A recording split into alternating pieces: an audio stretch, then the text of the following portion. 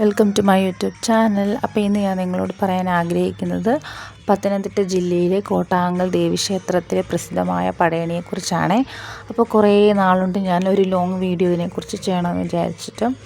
അപ്പോൾ നമുക്ക് പടയണിയെക്കുറിച്ച് പറയാം. അതായത് പടയണി എന്ന് പറഞ്ഞാൽ 8 ദിവസം നീണ്ടു നിൽക്കുന്ന വലിയൊരു ഉത്സവമാണ് കോട്ടാങ്കൽ പടയണി. കോട്ടാങ്കൽ പടയണി എന്ന് എനിക്ക് സത്യത്തിൽ കേൾക്കുമ്പോൾ ആദ്യം മനസ്സിലൊക്കെ ഓടി വരുന്നത് കോലങ്ങളും വേലകളിയും ഓരോരോ ചടങ്ങുകളും. അങ്ങനെ ചെറുപ്പം മുതലേ നമ്മളിതൊക്കെ കണ്ട് വളർന്നാണ്, ഇതെല്ലാം കണ്ടും കേട്ടും ഒക്കെയാണ് നമ്മൾ വളർന്നത്. അപ്പോൾ ഓരോ ചടങ്ങുകളും കാണാൻ ഒരുപാട് ആൾക്കാർ ദൂരെ നിന്ന് എത്താറുണ്ട്. അതായത് പടയണി എന്താ അറിയാത്തവർ പോലും വന്ന് കണ്ട് മനസ്സിലാക്കി അങ്ങനെ ഒത്തിരി പേര്, ഒരുപാട് പേര് വന്ന് കാണാൻ വരാറുണ്ട്. ഈ പടയണി എന്ന് പറയുമ്പോൾ 2 കരക്കാർ തമ്മിലുള്ളൊരു മത്സരമാണ്. കോട്ടാങ്കൽ, കുളത്തൂർ എന്നിങ്ങനെ 2 കരക്കാർ തമ്മിലുള്ള മത്സരം മാത്രമല്ല കേട്ടോ, ഒരു നാട് മുഴുവൻ ഒത്തുചേരുന്ന ദിവസങ്ങൾ കൂടിയാണ് പടയണി. അപ്പോൾ പടയണിയിൽ ആദ്യം എന്ന് പറയുന്നത് ചൂട്ടുവെപ്പാണ്. അപ്പോൾ ചൂട്ടുവെപ്പ് കഴിഞ്ഞിട്ടാണ് നമ്മുടെ ഓരോ കോലവും കളത്തിലെത്തുന്നത്. ഈ കോലം നിർമ്മിക്കാനും ഇതുണ്ടാക്കാനും ഒരുപാട് കഷ്ടപ്പാടും ഇതിന് പിന്നിലുണ്ട്.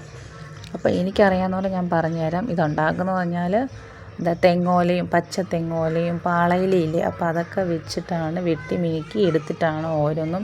പിന്നെ അതിൽ കരിയും മഞ്ഞളും ഒക്കെ ചേർത്തുണ്ടാക്കുന്നതാണ് ഈ കോലങ്ങൾ. ഇതിന് നൊയമ്പും കാര്യങ്ങളൊക്കെ ഉണ്ട്.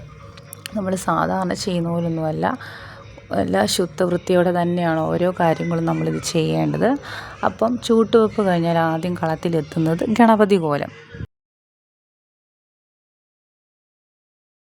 ഏതൊരു കാര്യത്തിനും ആദ്യം നമ്മൾ ഗണപതിയെ വന്നിച്ചിട്ടാണല്ലോ, അതുപോലെ തന്നെയാണ് ഗണപതി കോലം എത്തുന്നത്. വിഘ്നങ്ങളൊക്കെ മാറ്റിത്തരണേ എന്നൊരു വിശ്വാസം വെച്ചിട്ടാണ് നമ്മൾ ഈ കോലം എടുക്കാറ്. പിന്നെ വരുന്നതാണ് മറുതാക്കോലം. ഇത് പകർച്ചവ്യാധികളും ഒക്കെ മാറ്റിത്തരാൻ വേണ്ടിയാണ് നമ്മൾ ഈ കോലം എടുക്കുന്നത്. ഇത് കാണാനൊരു ഭീകര രൂപമാണ്, പേടിയൊക്കെ തോന്നിപ്പോകും. പിന്നെ വരുന്നതാണ് കാലൻ കോലം. ഇതും അതുപോലെ തന്നെ ആവേശം നിറഞ്ഞൊരു കോലം തന്നെയാണ്.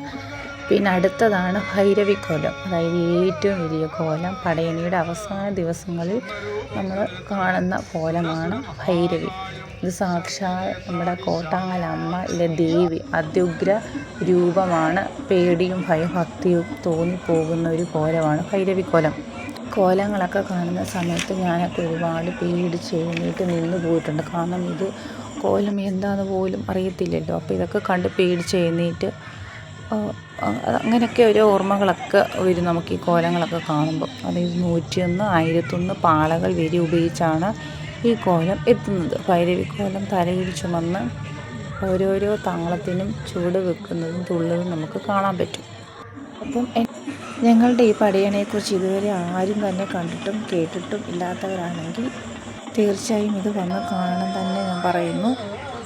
അത്രയ്ക്ക് മനോഹരമാണ് ഈ പടയണി. അപ്പം ഞങ്ങളുടെ ഈ ഉത്സവം വന്ന് കണ്ടെല്ലാവരും മനസ്സിലാക്കണം. ഇപ്പോഴത്തെ കുട്ടികൾക്കൊന്നും അറിയത്തില്ലല്ലോ ഇതിനെക്കുറിച്ച്. അപ്പോൾ ഇതൊക്കെ വന്ന് കാണണം, കേൾക്കണം എന്ന് ഞാൻ ആഗ്രഹിക്കുന്നു. അപ്പോൾ നിങ്ങളിത് എല്ലാവർക്കും ഒന്ന് ഷെയർ ചെയ്യണം. ഇഷ്ടപ്പെട്ടെങ്കിൽ ഷെയർ ചെയ്യണം, ലൈക്ക് ചെയ്യണം, സബ്സ്ക്രൈബ് ചെയ്യണം. അപ്പോൾ എല്ലാവർക്കും നല്ലൊരു ദിവസം ആശംസിക്കുന്നു. അപ്പം അടുത്ത വീഡിയോ ആയിട്ട് വീണ്ടും വരാം.